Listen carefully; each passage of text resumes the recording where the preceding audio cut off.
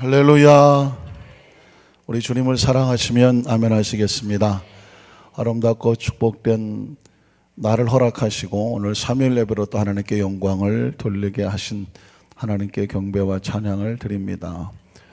91년도 12월 27일 날 저희가 아들을 하나 낳았는데 이 아들이 걷지를 못해요.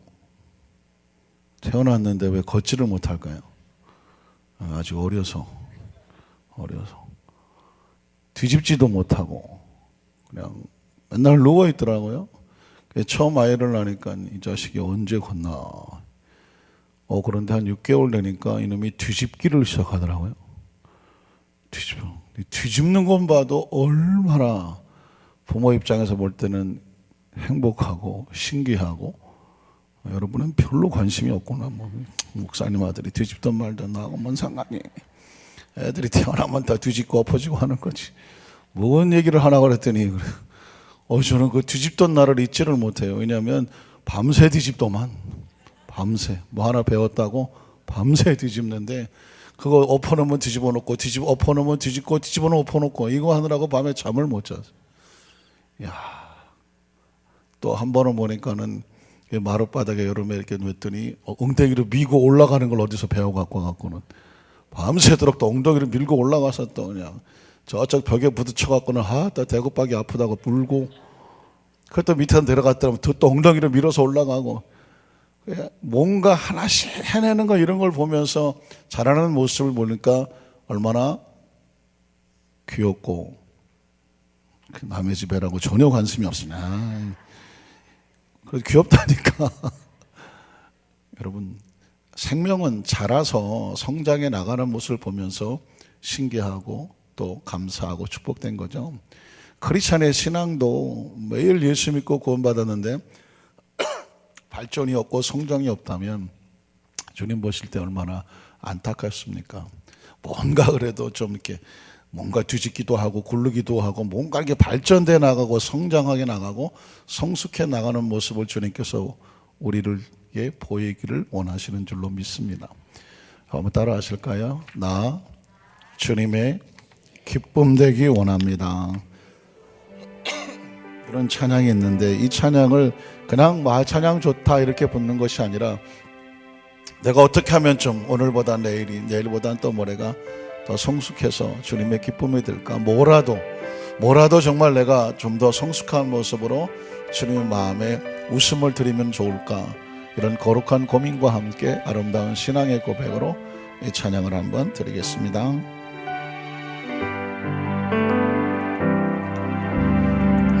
주님의 기쁨 되기 원하네.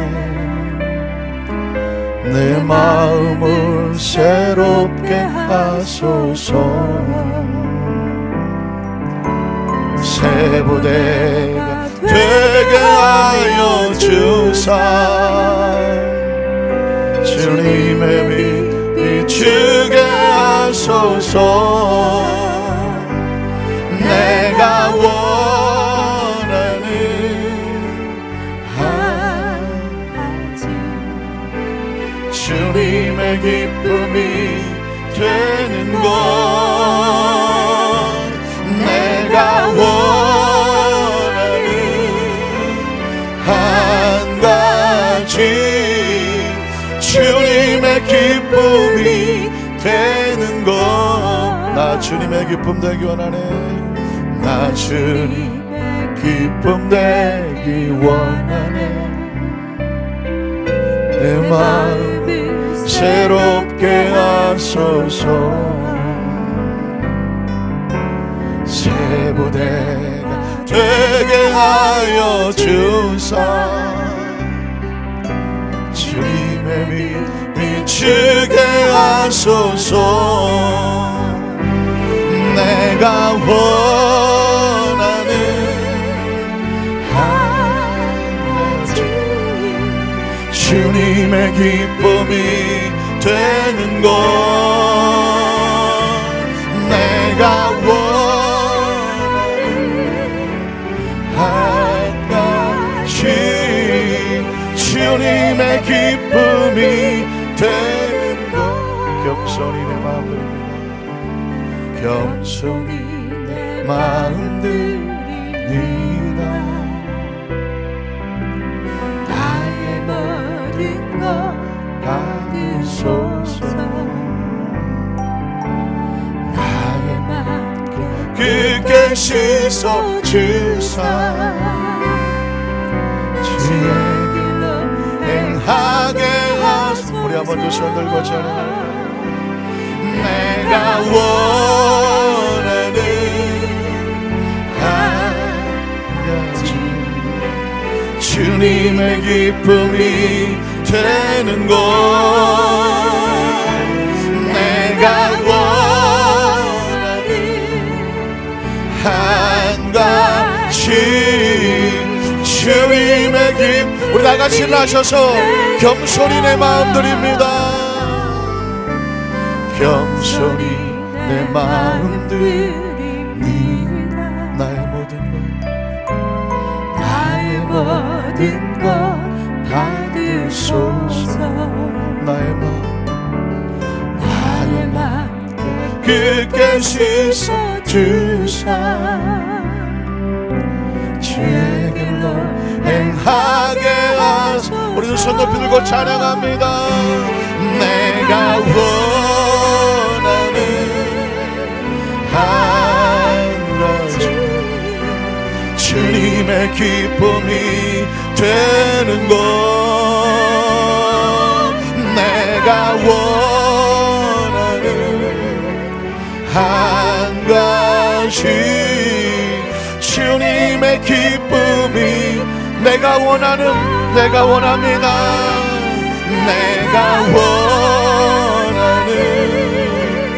한 가지 주님의 기쁨이 되는 것.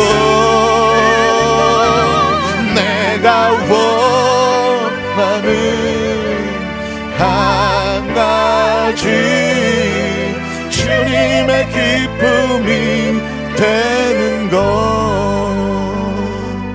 두 손을 가슴에 얹고 잠시 묵상으로 기도합니다. 오늘 말씀을 듣기 전에 주님, 이 찬양의 가사처럼 내가 주님의 기쁨 되기를 간절히 소원합니다. 우리가 무슨 큰 일을 한다고 주님이 기뻐하시겠습니까? 우리의 마음이 주님 앞에 서면 주님은 그걸로 눈물을 흘리지 않겠습니까?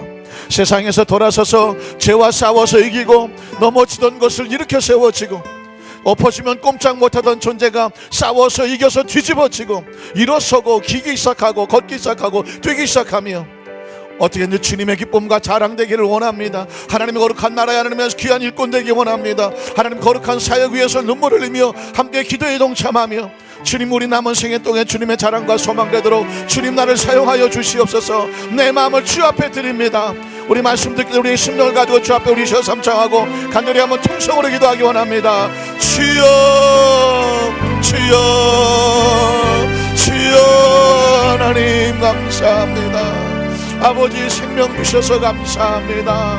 은혜 주셔서 감사합니다. 여기까지 생명을 지켜주셔서 감사합니다. 수도 없이 엎어지고 넘어지고 거꾸러지고 포기하고 절망하고 좌절할 수밖에 없었습니다.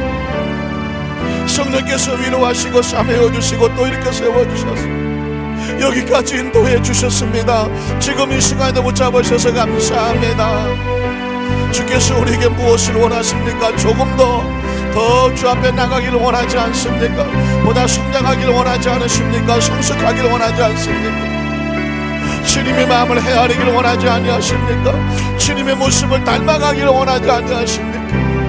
주여 주여, 우리의 마음의 소원이 주님의 마음에 들기를 원합니다. 합당하기를 원합니다. 우리의 마음을 새롭게 하여 주시옵소서. 세수를 담을 수 있는 새 가족 부대가 되게 하여 주시옵소서. 어둠에서 나와서 주님의 빛을 받게 하시고 그 빛을 비추게 하시옵소서. 내가 참 잘하였도다. 착하고 충성된 종아, 내가 지극히 작은 일에 충성하였으니 내가 더 많은 것을 맡기겠다. 주인에게 칭찬받을 수 있는 기쁨 되게 하시옵소서.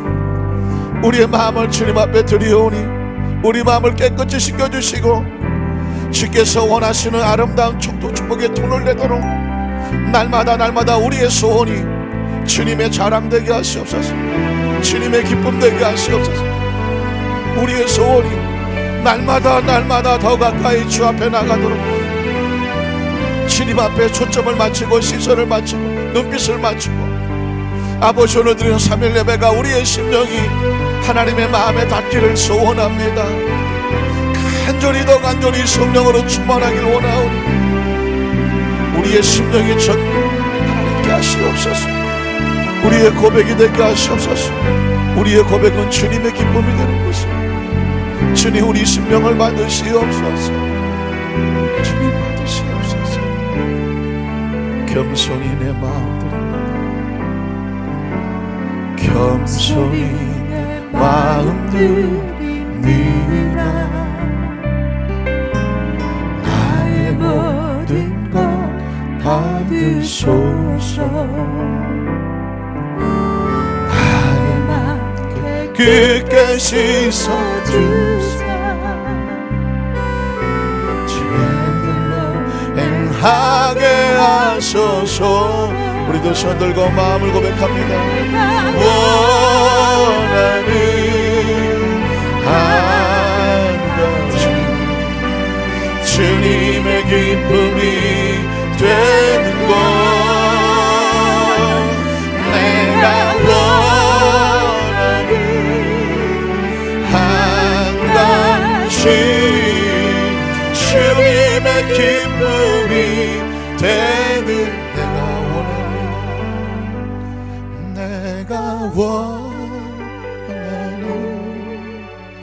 한 가지 주님의 기쁨이 되는 것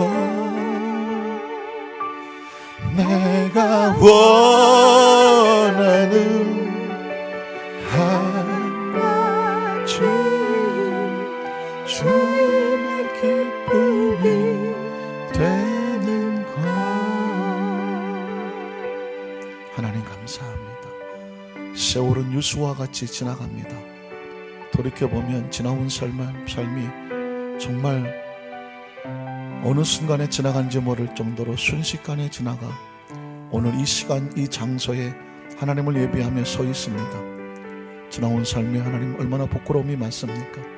이제 성장하고 성숙하여 주님의 마음을 헤아릴 수 있는 우리 안산교회 성도들 되게 하여 주셔서 우린 그렇게 고백했습니다. 주님 우리의 고백은 우리의 간절한 삶의 목적과 가치는 주님의 기쁨이 되기를 원합니다. 이 시간 말씀을 듣는 이유도 그 말씀대로 행하기 위하여, 기도하는 이유도 하나님의 마음을 품기 위하여, 성령으로 충만하게 원하는 것도 그 성령님께서 하나님 마음에 합한 자로 이끌어 주시기 원하여, 우리가 사명을 지고 직분을 맡은 것도 더 가까이 주님 닮기 원하여, 주의 일 하기 원하여, 주님 기쁨 되기 원하여 하나님이 사명을 지고 나왔으니 예배에 참석한 특별한 성도들에게 특별한 은혜를 더하여 주셔서 더 주님 가까이 닮아가며 더 가까이 서게 하며 주님의 자랑과 기쁨과 축복의 통로 되게 하여 주시옵소서. 말씀 타고 오시옵소서. 생명으로 치료하시옵소서. 그 마음에 주님의 음성을 주시옵소서. 그리고 하나님 주님을 더 닮고 주님의 기쁨 되는데 최선을 다하여 땀 흘리고 수고하고 그 열매를 먹게 하여 주시옵소서. 예수님 이름으로 간절히 축복하고 기도드리옵나이다. 아멘. 자, 여기서 뭐 축복합니다. 주님의 기쁨이 되십시다. 할렐루야. 찬양을 하나 더 하려고 그랬는데 손살같이 들어가셨네. 반주 또 한 번 더 할까요? 한 번 따라 하실까요? 왜 주님의 기쁨이 되어야 되는가? 주님의 기쁨이 되어야 되는가 이유를 아셔야죠. 왜 기쁨이 되어야 될까요? 주님을 기쁘시게 하면 주님이 우리의 힘이 되십니다. 그래서 찬양을 하나 더 할 거예요. 찬양의 제목이 뭐냐면 주님의 기쁨은 나의 힘이라는 거예요. 여러분의 능력이 있어지고 그리고 권세 있어지고 하나님 마음에서는 탐됨을 얻을 수 있는 가장 놀라운 축복은 주님의 기쁨이 되고 주님을 기쁘시게 하면 그 사람은 하나님이 책임지십니다. 믿으십니까? 그러니까 여러 가지 뭐 성공 법칙도 많고 건강 법칙도 많고 삶의 지혜 법칙도 많은데 한마디로 하면 주님의 기쁨이 되라. 그러면 주님의 기쁨이 되는 사람에게는 하나님의 능력이 나타나고 하나님의 품어주시고 하나님의 축복과 생명이 있습니다. 믿으십니까? 그래서 주님의 기쁨은 나의 힘. 우리 힘차게 한번 박수 치고 말씀 듣겠습니다.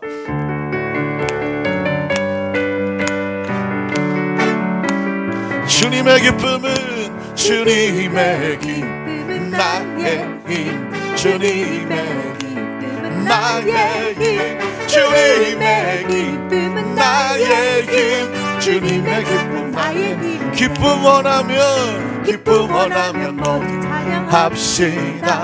기쁨 원하면 모두 찬양합시다.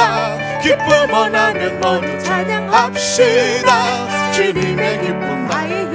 생수가 있어 목마르지 않도다. 생수가 있어 목마르지 않도다. 생수가 있어 목마르지 않도다. 주님의 기쁨 나의 힘. 그 상한 마음 고치고 그 상한 마음 고치고 위로하래. 그 상한 마음 고치고 위로하래. 그 상한 마음 고치고 위로하래. 주님의 기쁨 그 상한 마음 고치고 그 상한 마음 고치고 위로하래. 그 상한 마음 고치고 위로하래. 그 상한 마음 고치고 위로하래. 주님의 기쁨 나의 하하하하 하하하하하하하 호호호호호호호호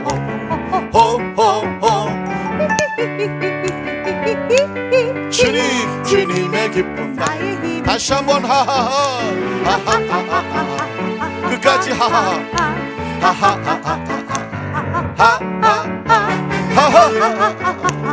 하하하하 주님의 기쁨 나의 힘일세. 할렐루야. 왜 끝까지 우리는 하하하하 했을까요? 우리는 하나님이 우리를 웃게 하셨어요. 호호도 괜찮은데 그래도 하나님께서 우리를 웃게 하시는 우리 성령 되시기를 주님 이름으로 축복합니다. 한번 따라 하실까요? 주님을 섬기는 사명자의 기쁨. 누구를 섬기는 누구의 기쁨? 사명자의 기쁨. 이런 제목으로 말씀 은혜를 나누기를 원합니다. 여러분 간혹 혹시 운전하시는 분들이 이런 경우를 당하게 되는데 어제 세차를 했습니다. 그것도 기계 세차가 아니라 손 세차를 해서 실내까지 싹 정리를 하고 위에 코팅까지 싹 하고 아침에 딱 나갔더니 뭐가 와요? 비가 옵니다. 정말 자기도 모르게 그냥 얼굴이 찡그러지면서 세차만 하면 그냥 비가 오고 그냥 계속 주둥아리가 대빨 나와갖고 그러면서 그냥 어제 세차를 내가 하루만 참고 그냥 저 차 위에다가 그냥 하이타임만 풀어놓으면 그냥 자동 세차가 되는 건데 그걸 못 참고 돈을 들여 세차했더니 비가 왔다고 하면서 약간 궁시렁 거린 사람이 있으면 자수하자 그런 경우를 많이 겪게 되죠. 제가 한번 그런 적이 있었거든요. 출근하려고 하는데 그날따라 중요한 일이 있어서 세차를 하고 세차를 쫙 깨끗한 차를 끌고 나왔는데 웬일인지 완전히 막 장대비가 내리고 뭐 진흙탕이 되고 막 차가 엉망이 되는 것입니다. 그래서 혼자 그냥 궁시렁 되려고 하는데 88 고속도로 옆에 이렇게 도로변을 가는데 보니까 옆에 나무들이 난리가 났어요. 그냥 이파리들이 춤을 추면서 모처럼 만에 비가 왔다고 말이야. 길거리에 그냥 먼지 다 뒤집어 썼던 풀들도 깨끗이 세수를 하고 나무들도 푸릇푸릇하고 막 생명이 넘치더라고요. 그 모습을 보는 순간에 제 머릿속에 꽝 치는 게 있었습니다. 너는 지금 세차 한번 해서 세차값 아깝다고 궁시렁거리냐? 저 풀밭 나무들은 그 비가 그들에게는 생명이다 하는. 정신이 번쩍 났어요. 이건 뭐 제가 만든 얘기도 아니고 실제적인 사건입니다. 바로 이 주둥아리를 고쳤습니다. 주여, 이 주둥아리로 방정을 떨었나이다. 어떻게 해야 돼? 지금 저 비가 비록 내 차를 세차해서 깨끗하게 한 거 생각했지만 그거를 뭐 비 맞게 했다고 해서 투덜거렸던 이 얄팍한 심정이 얼마나 부끄럽습니까? 저 창밖에는 길에 있는 나무들과 풀은 그 비 한 방울을 생명으로 알고 있더라고요. 그때 제 머릿속에 번쩍거리는 것은 뭐냐면 세상을 내 주관으로 바라보면 못마땅하고 서운하고 섭섭하고 궁시렁거리고 쭝얼거리고 원망하고 불평합니다. 똑같은 상황 속에서 내 주관으로 보는 것이 아니라 전체적인 주관으로 때로는 다른 사람의 입장에서 본다고 하면 지금 그 상황이 나에게는 좀 불편할지 모르겠지만 한 사람에게는 어떤 상황에게는요 생명이 왔다 갔다 하는 상황이 될 수가 있습니다. 그런 가치를 통해 가치로 볼 수 있다고 하면 세상은 좀 달라지지 않겠습니까? 우리가 운전을 하다가 보면 불자동차가 가기도 하고 긴급한 앰뷸런스 차가 막 삐어삐어 거리며 달려오기도 합니다. 불자동차가 오거나 앰뷸런스 차가 올 때 거기서 딱 버티고 나 바빠!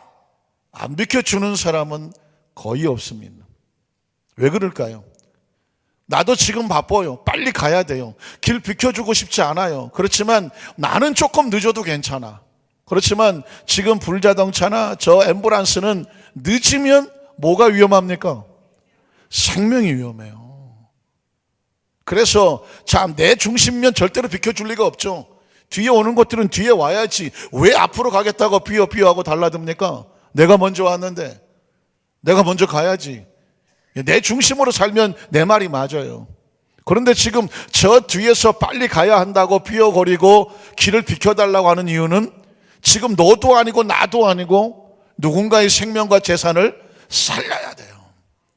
그거를 알기 때문에 기꺼이 불편하더라도 좀 손해보는 것 같더라도 억울하더라도 어떻게 합니까? 차를 옆으로 비켜줍니다. 그러면서 궁시렁거리는 사람은 없어요. 거기서 투덜거리는 사람은 없어요. 아, 재수없게 앰뷸런스가 왜 와? 그런 사람 있나요? 아닙니다. 빨리 비켜줘서 빨리 가 저 사람이 가서 저 자동차 가서 살렸으면 좋겠다. 불자동차가 왔을 때 아침부터 재수없게 불자동차 이런 사람 없습니다. 저 빨리 가서 불을 끄고 어떻게든지 좀 최대한의 재산 손실이라든가 생명 피해가 없게 했으면 좋겠다 하고 마음으로 바래주지 거기서 궁시렁거리고 투덜거리는 사람은 없다고 봅니다. 이게 인간이죠. 이게 인간이고 인간적이죠. 이게 사람이고 그리고 사람다운 것이죠. 여기서 한 가지 중요한 것은 뭐냐면 가치라고 하는 것은 내 생각으로 가치를 매길 수도 있어요. 내 생각은 이게 옳아라고 가치를 매길 수가 있어요. 그러나 어떤 사람이 볼 때는 또 저 사람 입장에서는 그게 더 가치가 있을 수가 있어요. 이럴 경우는 어떻게 되느냐, 공동체의 가치를 생각하면서 모두가 잘 되는 것으로 해서 기꺼이 기뻐해주고 격려해주고 그리고 내가 좀 손해봐주고 내가 잠시 양보해주고 배려해 줄 수 있는 것, 이 상황이 아름다운 모습이고 서로가 더불어 상생하고 또 하나님께서 원하시는 삶의 모습입니다. 기억하십니까? 성경 속에도 그런 상황이 있죠. 누가복음 10장에 보면 선한 사마리아인의 비유라고 예수님께서 말씀하시기를 누가 진정한 이웃인가 친구인가 라고 물었을 때에 어떤 사람이 여리고로 내려가다가 강도를 만나서 쓰러져 죽게 되지 않습니까? 그때 몇 사람들이 지나가죠. 다들 바쁜 사람들이에요. 그 사람들 탓할 수 없습니다. 뭐 제사도 드려야 되고 뭐 행사도 해야 되고 갑니다. 그래서 그 사람들은 자기들의 가치가 더 중요하다고 생각하기 때문에 그 사람을 버려두고 가는 거예요. 근데 마지막에 사마리아 사람은 자기가 가던 길을 내려놓고 그 강도 만난 사람을 데리고, 표현은 주막이라고 그랬지만 어쨌든 사람이 있는 곳을 가서 그 사람을 먹이고 입히고 부상을 치료하고 혹시라도 나중에 돈이 더 들면 내가 나중에 돌아올 때 더 주겠다고 하면서 생명을 살리는 데다가 합니다. 겉으로 볼 때는 어리석죠. 손해봅니다. 자기 하던 일 지장 받았습니다. 자기 돈 나갔습니다. 그런데 그 사람은 기꺼이 그렇게 합니다. 돌아서서 내가 재수가 없어서 저런 걸 만나갖고 돈 들고 시간 뺏기고 그랬을까요? 전혀 그렇지 않습니다. 오히려 기쁨을 가지고 돌아서면서 아이고 저 사람 잘 회복되고 돌아왔을 때 건강한 모습이었으면 좋겠다, 이런 생명을 살렸다고 하는 내세우지는 않았겠죠. 자기를 자랑하지는 않았겠죠. 그러나 기뻐했을 것입니다. 성경 속에서 누가 우리의 이웃인가 라고 물었을 때에 이런 진정한 가치를 가지고 무엇이 옳은지를 생각해낼 수 있는 판단과 결단력을 가지고 있는 사람, 그 사람을 일컬어서 진정한 이웃이다. 어떻게 보면 사람, 우리의 이웃이 아니라 하나님과 이웃이다 라고 표현할 수가 있을 것입니다. 이런 관점에서 성경의 오늘 본문에 들여다보면 세례 요한과 예수님, 세례 요한은 이미 사역을 하고 있었고 예수님은 새롭게 사역을 하고 있는데 예수님의 제자들과 세례 요한의 제자들과 갈등이 생기고 충돌이 생겼습니다. 그 갈등과 충돌이 생겼을 때에 놀랍게도 세례 요한의 고백을 통해서 신앙생활 속에 혹시 갈등이 생기고 충돌이 생길 때는 이렇게 하는 거구나, 이렇게 하는 것이 성숙한 그리스도인이구나, 이렇게 하는 것이 사명자구나, 이렇게 하는 것을 하나님이 기뻐하시는구나 라는 것을 깨닫게 되는 아주 중요한 성경의 본문입니다. 자, 우리 본문의 첫 번째 22절을 보면 이렇게 고백이 됩니다. 22절은 예수님이 침례를 베푸십니다. 그 후에 예수께서 제자들과 유대 땅으로 가서 거기 함께 유하시며 무엇을 베푸시더라? 침례를 베푸시더라고 말했습니다. 그러니까 예수님이 침례를 행하셨습니다. 보셨습니까? 아셨습니까? 침례를 행하시는 예수님 모습을 통해서 침례가 얼마나 중요한지를 아시겠죠? 예수님이 직접 침례를 받으시기도 하셨지만 예수님은 그 앞에 나와서 죄를 용서받고 하나님의 자녀가 된 사람에게 무엇을 받으라고? 침례를 받으라고 직접 행하셨습니다. 침례의 의미는 개신교에서는 두 가지 성찬을 하는데 하나는 침례식을 하고 하나는 성찬식을 합니다. 캐톨릭에 가면, 천주교를 가면 예식이 너무 많습니다. 물도 찍어 발라야 되고, 연기도 피워야 되고, 옷도 여러 가지 입어야 되고, 요에다 빵떡모자도 하나 쓰시고, 지팡이도 하나 드시고, 하여튼 간에 여러 가지 행사가 많습니다. 그런 어떤 행사와 예식을 통해서 뭔가 경건한 어떤 분위기를 만들려고 합니다. 그런데 하나님께서 우리에게 원하시는 것은 그런 경건한 분위기도 필요할지 모르겠지만 하나님은 우리에게 기름진 제사, 화려한 의식보다는 무엇을 달라? 마음을 달라고 말했습니다.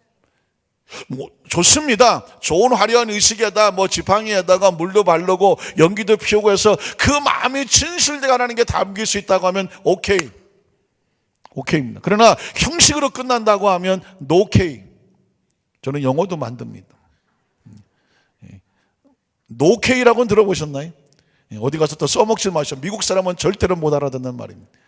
오케이가 아니라 노케이. 하나님께서 우리에게 뭘 원하신다? 마음 달라고 하시는 것입니다.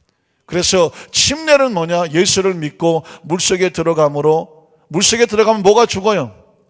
생명은 물속에 들어가면 죽습니다. 우리 같은 포유류, 우리는 이 폐로 호흡을 쉬고 코로 숨을 쉬는 존재들은 아가미가 없어서 물속에 들어가면 죽습니다. 어느 자료에 보니까 아가미를 개발했더라고. 아가미를. 그래서 앞으로 사람들이 인공 아가미를 옆에 달고 입에다 물고 들어가면 그 아가미에서 물에 있는 산소를 이렇게 해갖고 공급을 하게 되면 언제인지는 모르지만 저와 여러분도 아가미를 옆에 달고 물속에서 오랫동안 헤엄칠 수 있는 시대가 올는지 몰라요. 그러니까 악착같이 뭐 하셔야 돼요? 살아야 돼요. 아가미를 한번 달아보게요. 주여, 아가미 한번 달아보게 해주십시오. 이거 기도하면 오래 살게 해달라는 얘기와 같아요. 그러니까 세대가 정말 놀라운 세대에 살고 있습니다. 사람이 아가미를 달고, 벌써 나왔네. 인공 아가미를 달고 물속에 오래 들어가서 살 거라는 그런 시대가 올 거라고는 생각을 못했죠. 어쨌든 저 아가미가 나오기 전까지 인간은 물속에 들어가면 죽습니다. 그래서 오래 있으면 죽는다는 거죠. 그래서 어떻게 됩니까? 죽었다는 건 옛사람은 죽어지고 그 물에서 나올 때 어떻게 된다? 새 생명이네, 새 생명. 그러니까 성경은 우리에게 옛사람은 3차원적인 의식과 사고를 가지고 죄에 대해서는 죽은 자가 되고 예수를 만나면 하나님의 자녀가 되니까 의에 대해서 산 자가 돼서 천국 백성이 되라. 이게 기독교의 핵심이고 하나님의 마음이고 예수 그리스도의 대속의 원리입니다. 예수님께서 그 침례를 주셨어요.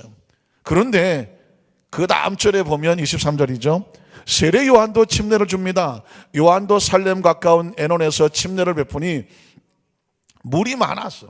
그러니까 침례는 물이 많은 곳에 하게 될 수밖에 없어. 그곳에 사람들이 몰려들어. 예수님의 제자들과 세례 요한의 제자들이 그 에노라는 곳에서 같이 몰려들었어요. 그 사람들이 와서 침례를 받게 되었습니다.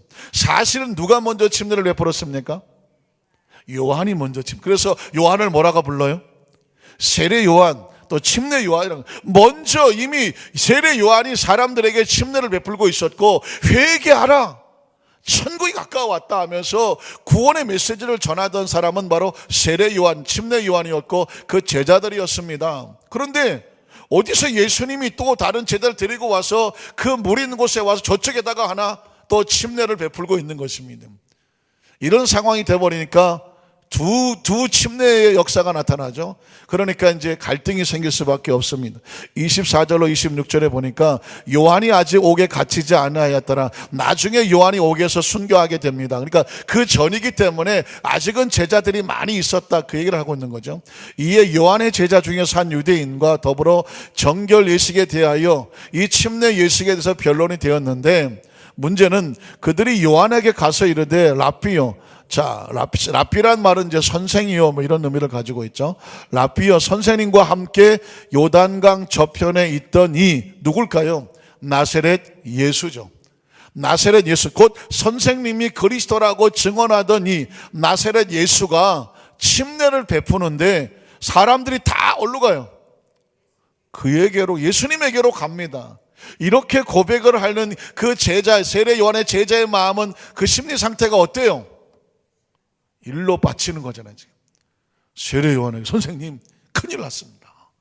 아니 지금 사람들이 우리 선생님한테, 라피한테 와서 여기서 침례를 받아서 여기가 흥황해야 되겠는데, 아니 그 전에 예수님이라고, 나세렛 예수라고 선생님이 침례도 주고 그랬던 그 목수의 아들이 저 짝에서 지금 또 침례를 베푼다고 하니까 사람들이 그리로 몰려갑니다. 그럼 어떻게 했으면 좋겠다는 거예요. 큰일 났다, 이거 어떻게 하면 좋겠느냐, 그 사람들 다시 이리로 데리러 와야 되지 않느냐라고 세례 요한에게 상황을 몰두하면서 뭔가 서운하고 섭섭하고 뭔가는 불평스러운 것이 보여지게 됐습니다. 사람은 심리적으로 저기가 잘 되고 여기가 안 되면 마음이 어때요? 좋아요?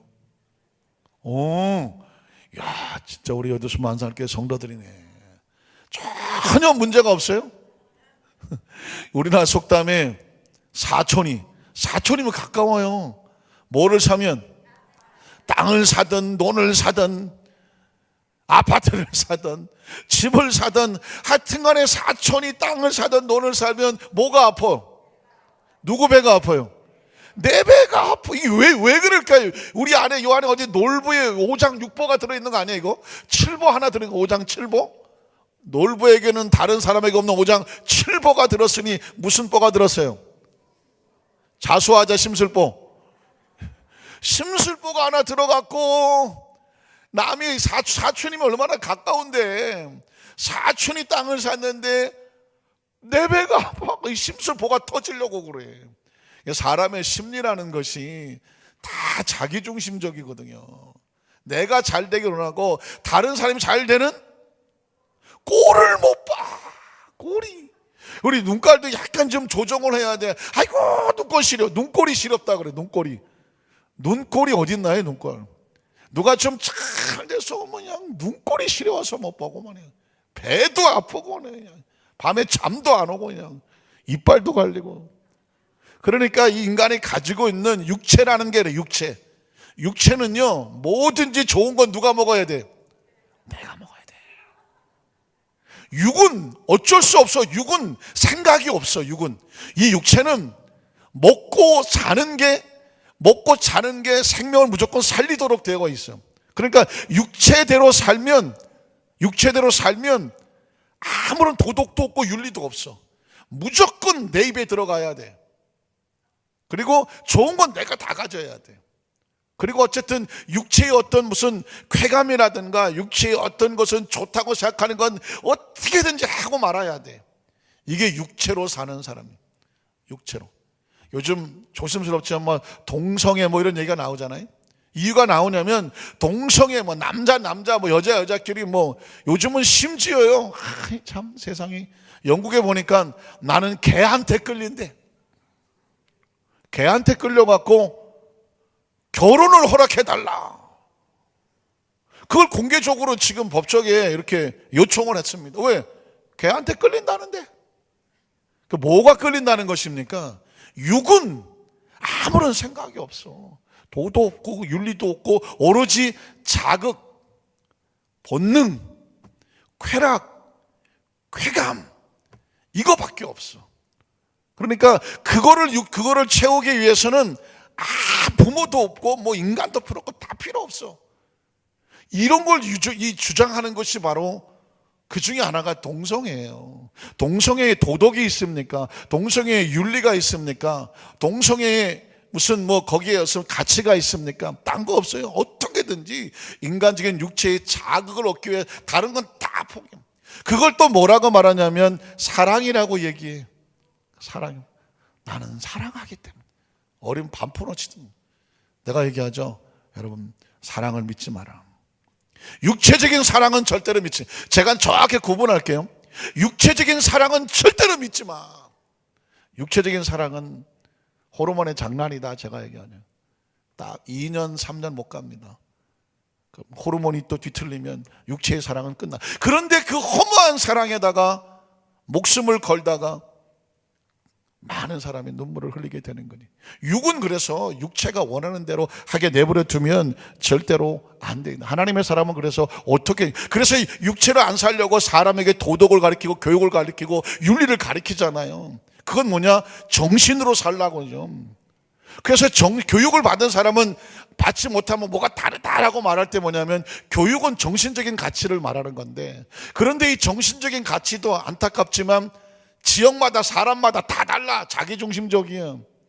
그래서 여러분 똑똑한 사람이 범죄를 하면 더 무섭다고 얘기 들었죠. 왜 그런지 아십니까? 정신적으로나 가치가 배운 게 많은데 가치가 자기중심적이면 남의 거 갖다가 쓰는데 전혀 마음속에 양심의 가치를 못 느낀다고 하면 무식하면 도둑질도 못해. 왜? 몰라 그런 거를. 그런데 이 머리가 똑똑해지기 시작하면은요 아주 무서운 도둑질을 합니다. 어저께 뉴스에 보셨나요?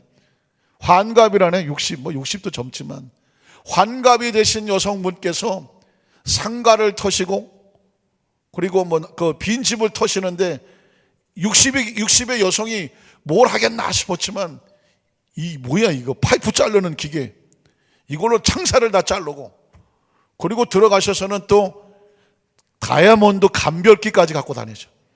그래서 지금 이 집에 나오는 이 반지가 진짜인지 가짜인지 현장에서 감정을 해서 가짜는 안 갖고 와. 진짜만 갖고 오셨대요. 근데 지금 그 바닥에서 한 35년을 종사하셨다네. 와, 완전한 전문가지. 완전한 전문가예요. 그래서 그 인터뷰를 하더라고요. 9시 뉴스가 보니까는. 왜 그랬냐고 했더니 돈이 없으면 마음이 불안해서요. 그 목소리는 어지간히 또 애띠대 또 환갑이라고 그랬는데 이게 왜 그럴까요? 여러분 우리는 다이아몬드 갖다 줘도 이게 진짜인지 가짜인지 몰라. 이거는 그냥 번쩍거리니까 이게 다 그런가 보다 그러는데 이 양반은 옛날에 보석상에서 근무를 했었다고 하더라고요. 기계가 이렇게 네모난 까만 게 있어서 거기다가 집어넣으면 딱 진짜 가짜가 나온다는. 이게 왜 그럴까요? 전문적인 지식을 가지고 있을 때 잘 사용하면 도움이 되지만 잘못 사용하면은요 무서운 도둑이 돼버리고 무서운 범죄가 되는 거예요. 그러니 인간은 육체적으로는 자극만 가지고도 안 되고 정신적 가치로 교육을 시켜놨는데도 가치관이 틀리면 안 되고 결국 사람이 사람답고 올바로 살려고 하면 뭐가 있어야 되냐면 영적인 가치가 회복이 돼야 돼요. 영적인 가치가 회복이 되는 것입니다. 예수를 믿고 하나님의 자녀가 되는 것은 이 세상에서 천국까지 이런 얘기가 아니라 사람다워지는 거죠. 그러니까 이 영적인 가치가 회복이 안 되면 가정도 흔들리고 영적인 가치가 회복이 안 되면 그것이 중심이 안 되면 사회가 엉망진창이 되는 것입니다. 영적인 가치가 안 되면 지구에도 미래가 없어요. 하나님과의 관계가 올바로 잘 되었을 때 그 영적인 가치가 정신의 가치를 다스리고 그 정신의 가치가 육체의 본능이라든가 어떤 그 본성들을 갖다가 통제하고 지배하면서 내 생각대로만 사는 것이 아니라 더불어 같이 살아가는 더불어. 그때 비로소 가정도 안정이 되고 사회도 안정이 되고 지구에도 미래가 있는 겁니다. 그래서 오늘 나 중심적으로만 살면 절대로 안 되는데, 문제는 이게 세상 바깥의 얘기가 아니에요. 세례 요한의 제자들과 예수님의 제자들, 예수님과의 충돌이라고 말했으니까 우리 공동체 안에서 벌어지는 거예요. 세상 얘기를 하자는 게 아닙니다. 우리 공동체 안에, 신앙 안에, 가정 안에, 구역 안에, 지역 안에, 교회 안에, 아니 교회와 교회 간에 어떤 공동체 안에서 어떤 갈등이 생겼을 때에 이걸 어떤 식으로 해결해야 되느냐. 세례 요한의 제자들은 자기 중심적으로 하니까 뭔가 서운했어요. 그런데 여러분, 여기서 세례 요한이 어마무시한 이야기를 합니다. 27절을 볼까요? 요한이 대답하여 이르되, 자, 이런 상황이 벌어지는 걸 어떻게 생각해요? 만일 하늘에서 주신 바가 아니면 사람이 아무것도 받을 수 없느니라. 다시 말해서 세례 요한에게 올 사람은 하나님께서 세례 요한에게 보내주시는 것이고, 예수님에게 갈 사람은 예수님에게 갈 사람은 하나님께서 예수님에게 보내주시는 거다. 지금 세례 요한도 세례를 주고 침례를 주고 하나님 백성을 만드는 것이고, 믿으십니까? 예수님도 침례를 주고 하나님의 자녀를 만드는 것이, 둘 다 목적은 하나님의 자녀 되게 하시는 거예요. 믿으십니까? 그러니까 근본 목적은 둘 다 하나님의 자녀가 되는 것이 옳은 것이지, 여기서 우리가 더 많이 하나님의 자녀를 만들 테니까 우리끼리 싸운다, 이게 맞아요, 틀려요? 이건 맞지 않아요. 그러니까 세례 요한에게는 제자에게 이렇게 말하는 것입니다. 예수님에게 가는 사람들을 부러워하지도 말고 비난하고 비판하지도 마라. 하나님이 허락하지 아니하면 절대로 예수님에 갈 수 없다. 또 우리에게 오는 사람들을 우리가 뭘 잘해서 온다고 생각하지 마라. 하나님께서 허락하지 아니하시면 지금 우리에게 나와서 침례받고 구원받는 이 역사도 사람이 하는 일이 아니다. 이 모든 일은 누가 하는 것이다. 믿으십니까? 이런 의식이 있어야 돼요. 오늘 저와 여러분이 하나님 앞에서 사명을 맡아서 직분을 맡았다. 내가 원체 신앙이 좋아. 내가 원체 똑똑해. 내가 내가 그냥 열심히 있어갖고 나같이 봉사 많이 하는 사람 나와보라 그래. 그런 말 하는 사람 많이 나오기를 바랍니다. 일단은 나와야 돼. 뭘 나와야 그 다음에 가르칠 거 아니겠습니까? 이게 나왔다고 치는데, 문제는 뭐냐? 사실은 내가 이렇게 하나님 앞에 사명 맡아서 이렇게 일을 하게 하는 것은 누가 허락하신 거예요? 누가 감동하신 거예요? 누가 그렇게 이끌어 주신 거예요? 믿으십니까? 하나님이 하셨다는 걸 아셔야 돼요.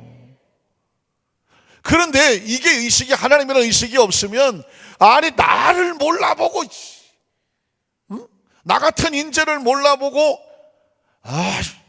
뭔가 마음속에 내가 지금 이 하나님 일을 내가 해야 되는데 나를 이거밖에 안 시켜, 나를 구역장밖에 안 시키고 내가 지역장을 해야 될 사람인데 그냥 바들바들 떨고 계신다고 하면, 그 열심은 오케이, 지역장 하신 열심은 좋지만 하나님의 일은 누가 하는 거다?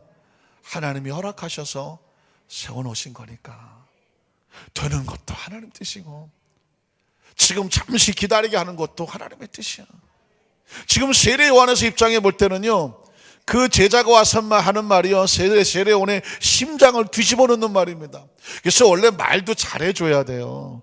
리더자들에게는 말을 잘해줘야 됩니다. 왜냐하면 세례 요한이 그 말을 딱 듣는 순간에 어떻겠어요? 아유 선생님, 사람들이 전부 다 그 전에 선생님이 얘기하던 그 나사렛 목수 아들한테 다 가고, 우린 바리 새끼도 없어요. 그 얘기 들으면 어때요?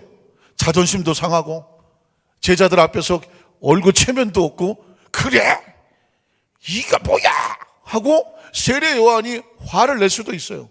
왜냐하면 세례 요한도 성질이 만만치 않아요. 그 양반 뭐 입고 다니시는 분이에요? 그 광야에서 소리가 뭐 화통 삶아갖고 회개하라고 해서 또 왜 광야에서 외치려니까 얼마나 소리가 커야 돼요. 그리고 드시는 것도 큰 그 석청이라고 하는 그냥 메뚜기 이런 거 잡아갖고 그냥 야생꿀 먹고 옷도 그냥 낙타 가죽 같은 거 그냥 이런 거 이거 해다가 그냥 혁대 하나 차고 이러고 다니시는 분이에요. 그러니까 막 이러고 씩씩거리고 다니지. 옆에 가면 막 바람이 씩씩 부는 분이에요. 근데 거기다 대놓고 야리야리한 목수의 아들이 여기서 와서 30대 초반의 목수 아들이 나이로 따져도 세례 요한이 6개월 먼저 났다니까. 그러니 이 경쟁 관계가 됐는데 그 자존심 상할 수 있어요. 아니 내가 더 많아야 되지. 그런데 세례 요한이 참 기가 막힌 사람입니다. 하나님이 하신다라고 말하고 있습니다. 사랑하는 우리 한성교회 성도 여러분, 이 전 세계 크리스찬들 가운데 이런 시야와 시각을 가지고 하나님이 하신다라는 인식을 가지고 있는 사람이 몇 프로가 될까요? 그건 아무도 모르겠어. 그러나 중요한 것은 다른 사람이 아느냐 모르냐 신경 쓸 것이 아니라 우리는 이 의식이 있어야 돼요. 하나님이 하신다. 하나님이 하신다고 생각을 하면 질투할 이유도 없고 절망하고 낙심하고 서로할 이유도 없어. 왜? 하나님이 하시면 되는 거예요. 자, 제가 아주 중요한 얘기를 말씀드릴게요. 오늘 저와 여러분의 인생의 삶을 살면서 우리는 하나님 맡기신 배역을 맡은 거예요. 배역. 한번 따라 하실까요? 우리는 인생이란 무대 속에서 하나님께서 맡겨주신 배역을 맡고 있습니다. 배역을 맡고 있으니까 하나님 맡겨주신 배역이에요. 내가 만든 배역이 아니고 그 배역에 맡아서 최선을 다하면 돼. 배역을 맡아서. 어떤 사람이 만약에 전쟁에 나갔다가 적의 화살을 맞고 죽는 역할을 맡았어. 그런데 나가서 막 싸우는데 화살을 맞았는데 안 죽어. 안 죽어. 좀 잘해보려고 이렇게 피하고 한 방 맞았는데도 안 쓰러져. 두 방 안 쓰러져. 10방을 맞았는데도 안 쓰러져. 그 감독이 뭐 할 것 같아요? 카트. 왜 안 죽어? 왜? 예, 좀 많이 나오려고요. 화면에 많이 나오려고. 잘 보십시오. 각자 배역이 다 충실하게 해줘야 전체 드라마가 아름답게 되는 겁니다. 그 중에 한 사람이라도 나 같은 애 주인공인데 나를 주인공을 안 세우고 날 여기서 뭐 화살이나 맞고 나 안 죽어 막 버텨. 그럼 드라마 안 되는 거예요. 가만히 생각해 보면 우리 모두는 다 하나님의 사랑받는 자녀들이지만 각자 배역이 달라. 그런데 주인공이 아니라고 해서 실망할 이유는 없어. 왜? 주인이 맡겨주신 배역만 잘하면 그 사람이 최고예요. 그래서 요즘은 보면 여자 주인공이든 남자 주인공이든 너무 잘생기고 막 이런 사람들이 오래 안 가요. 어떤 사람이 오래 가냐면 마치 신들렸다 표현한 것처럼 그냥 조연이야, 조연. 어떤 사람은 엑스트라 같아. 근데 그 자기 맡은 일에 특별한 건데 그거를 잘 해내는 사람에게 그 사람이 오래 가고 인기도 흥미도 그 사람들을 지켜봅니다. 그래서 성경 속에서 있는 사람들이 다 주인공은 아니에요. 우리가 주인공으로 바라보는 사람도 있지만 다 주인공이, 어떤 사람은 주인공이 아닌데 우리 가슴을 철렁거리게 하는 사람들도 있어요. 예를 들면 예수님께서 그 최후 만찬을 준비할 때에 그 다락방을 준비하라고 그 물동이를 일고 가는 한 사람이 있어요. 제가 그런 부분에 대해서 한번 제가 설교를 하고 싶은데, 성경에 보면 이름도 안 나오는 여자가, 그 성도가 있어. 성도 제자들이 있어. 이름도 안 나와.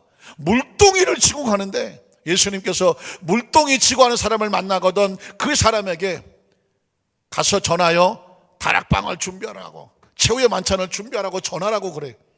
그 물동이 그 사람 얼굴 생긴 것도 모르고 아마 물동이라는 이름 처음 들어봤을지도 몰라.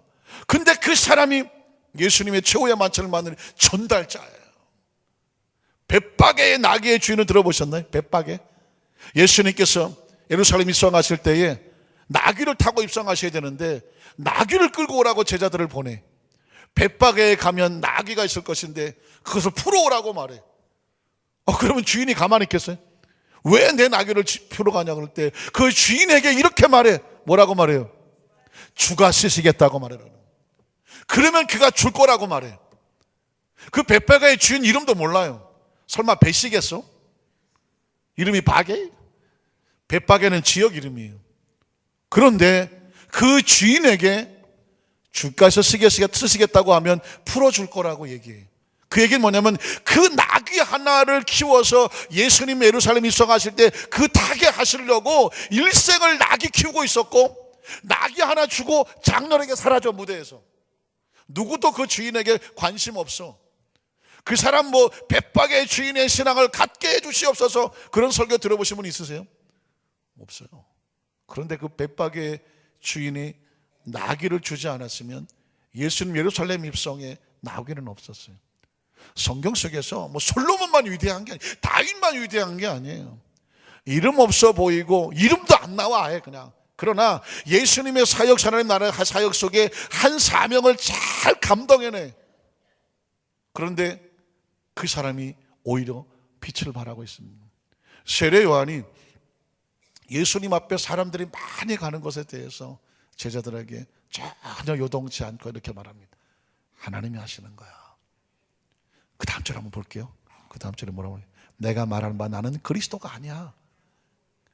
그의 앞에 보내심을 받은 자라고 할 것은 한 것을 증언할 자 너희. 그러니까 너희는 나를 그리스도라고 증언하면 난 주인공이 아니야, 이 얘기예요. 나는 주인공이 아니야. 누가 주인공이에요? 예수님이 그리스도요 주인공이야. 그러니까 그 다음 절에 보면 신부를 취하는 자는 신랑이야. 주인공은, 그날의 주인공은, 신부를 취하는 주인공은 신랑이야. 예수 그리스도가 신랑이야. 그러면 나는 뭐냐? 그 옆에 서서 신랑의 음성을 듣는 친구가 뭐해? 크게 기뻐해. 신랑이 막 스포트를 받고 사람들이 박수를 쳐주고, 야 잘생겼다, 정말 너무 잘 어울린다, 야 멋있다, 그러면 그 옆에 친구가 같이 기뻐해야지. 신랑이 잘생겼다 멋있다 했더니 멋있기는 개뿔, 내가 훨씬 낫지. 신랑이 잘생겼다고 사람들이 막 박수 쳐주고 하는데 그 옆에서 투덜거리고 앉아서 아이고 내가 훨씬 낫지, 내가 해보면 조금. 이거는 친구가 아니라는 거죠. 그러니까 나하고 예수 그리스도하고 비교하지 마라. 나는 그 신랑이 잘 되는 것을 보고 기꺼이 기뻐해주는 신랑의 들러리인데, 그분이 그렇게 사람들이 많이 몰려가고 기쁨만, 그렇게 사람들로부터 그 인정받는 것이 나에게 뭐다? 기쁨이다. 마지막 30절을 보면 그래서 그는 흥하여야 하겠고 나는 쇠하여야 하리라 아니라. 말씀을 정리하기를 원합니다.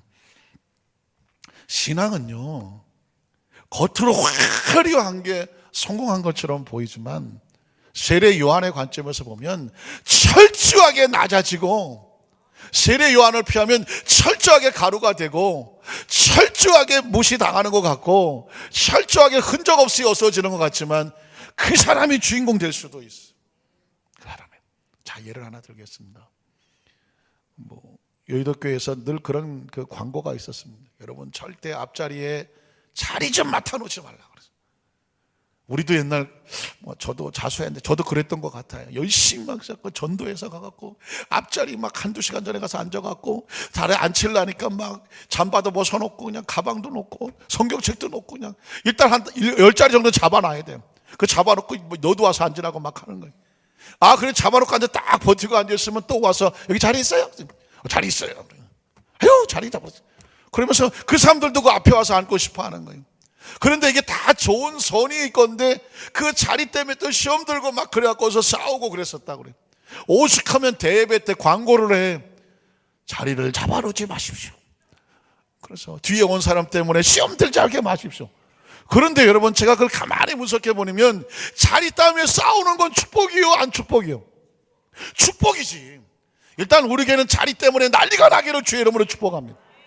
아니, 그 얘기는 뭐냐면 열심히 하겠다는 거예요. 열심히.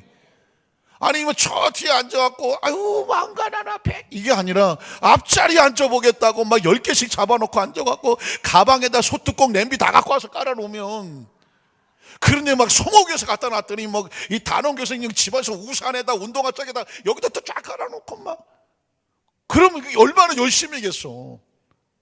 그런 열심이 일단은 있어야 돼. 두 번째, 그러면 그렇게 갈등이 생겼을 때 어떻게 해야 되느냐? 신앙이 성숙한 사람이 양보를 해주는 거예요.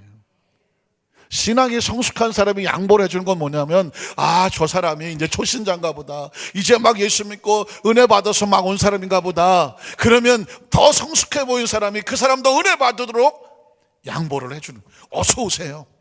소뚜껑 집어가고 냄비뚜껑 집어가고 다 그러다가 양보를 해주. 누가 양보해 주느냐? 성숙한 사람이 양보. 그리고 양보하고 돌아서면서 아예 내가 오늘 그냥, 그게 아니죠.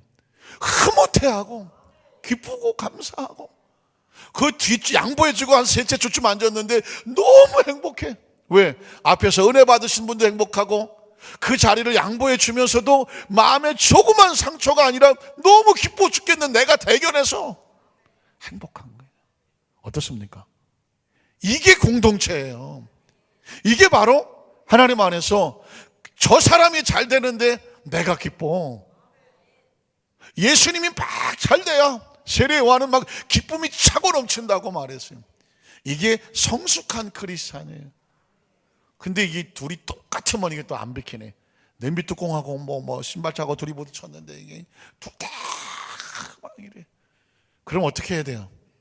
그 옆에서 신앙 좋은 사람이, 성숙한 크리스찬이, 아, 더 은혜 받고 싶어서 그러니까 이리 오세요. 이리 오세요 하고 자기 자리를 내어줘. 얼굴 표정이 왜 그래요? 왠지 섭섭한 것 같은데. 내어주면서 내가 뒷자리를 기쁨으로 양보해 주는 거잖아요. 그게 얼마나 최고로 멋있겠습니까? 이게 성숙한 크리스찬이에요. 아주 간혹 한 신앙 한 50년쯤 신앙사였는데 나는 이 자리를 죽어도 앉아야 돼. 50년을 앉아 계셔. 그런데 정말 초신자가 왔는데 정말 이 사람 은혜 받아야 돼. 그래서 그쯤 자리를 앉으려고 그랬더니 이건 내가 50년 지킨 자리야. 그냥 눈에 안 비켜줘. 그죠? 50년 지킨 자리에 앉고 싶은 건 이해는 가. 그렇지만 50년 동안 신앙은 성장했을까요? 안 됐을까요? 자리는 지켰으나 성숙은 안 됐어.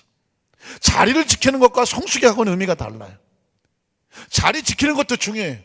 그러나 성숙은 뭐냐면 나보다 연약하거나 나보다 여리거나 어리거나 도움이 필요하거나 할 때 하나님 나라의 가치를 위해서 기꺼이 50년 아니 500년을 지켰던 자리라도 어차피 앉으라고 해서 품어줄 수 있는 여유와 폭이 있어야 돼. 이게 오늘 세례 요한에게 우리에게 주는 성장하는 크리스찬이 가져야 될 신앙의 모습을 갖고, 그게 기뻐. 움켜줘서 기쁜 게 아니라 비워주고 양보해주고 조금 뒤로 물러서 주고 좀 뺏기고, 그런데 난 기뻐. 기쁜 정도가 아니라 뭐해? 충만해. 이게 세례 요한이 우리에게 주는 사명자의 기쁨입니다. 간절히 바라기는 우리 3일 예배 오시는 분들은 적어도 이 정도의 수준은 우리 성도들이 소화시킬 것 같아요. 오늘 상당한 우리 안산교회 모든 성도님들이 똑같은 크리스찬인 줄 알았는데 놀랍게 영적 소화력이 왕성하고, 그리고 예수 그리스도의 심정과 성품을 닮아서, 아니 저 정도면 나 같으면 시원 들고 서운하고 섭섭해서 그냥 칵 하고 나갈 텐데 더 편안해하고 속이 깊고 은혜로워. 그 사람을 보면서 우리를 모르는 사람인데 옆에서 지켜보고 감동받는. 그러니까 신앙의 감동은요, 내가 막 이렇게 했다고 해서 감동받는 경우에도 중요하지만 난 모르겠는데 그냥 내가 무심코 한 행동인데 저 멀리서 나를 지켜보던 사람이 그 모습을 보고 가슴 뭉클거리면서 야, 저렇게 신앙생활 하는 거구나, 저렇게 품어주는 거구나, 저 사람은 지금 억울하고 속상하고 막 당한 것 같은데 오히려 저 사람은 흥하고 나는 쇠해야 되겠네 하면서 공동체를 위해서 기꺼이 억울함을 끌어안아주고 뒤로, 무대 뒤로 밀려가고, 그리고 그 사람이 광채가 되도록 뒤에서 손 밀어주고 하는 그 모습을 보면서도 있다면 이 사람을 뭐라고 말하냐면 신앙의 거인이라고 말하고, 예수님도 세례 요한을 위해서 하신 말씀이 있어요. 그게 뭐예요? 이거 나와야지 예배 끝나고, 이거 안 나오면 안 끝나는. 예수님께서 세례 요한을 일컬어서 이렇게 말했어요. 세례 요한을 일컬어서 성경 속에서 이런 얘기 들어본 사람은 세례 요한밖에 없어. 여자가 난 사람 가운데 세례요한보다 큰 사람이 없다고 말했어요. 세례요한은 예수님은 흥하고 나는 망해야 된다라고 말했는데, 그 세례요한을 두고 예수님 말하기를 여자가 안 난 사람이 누가 있어요? 여자가 난 사람, 다시 말해서 이 땅에 존재했던 모든 사람들 중에서 세례요한보다 큰 사람이 없어. 내가 높아지는 것이 아니라 누가 높아주신 거예요? 하나님 높여주신 거예요. 우리 안산교회 성도들은 사람들이 볼 때는 아무도 안 알아주는 것 같은데, 하나님 말씀하시기를 여자가 난 사람들 중에 이보다 큰 사람은 없다.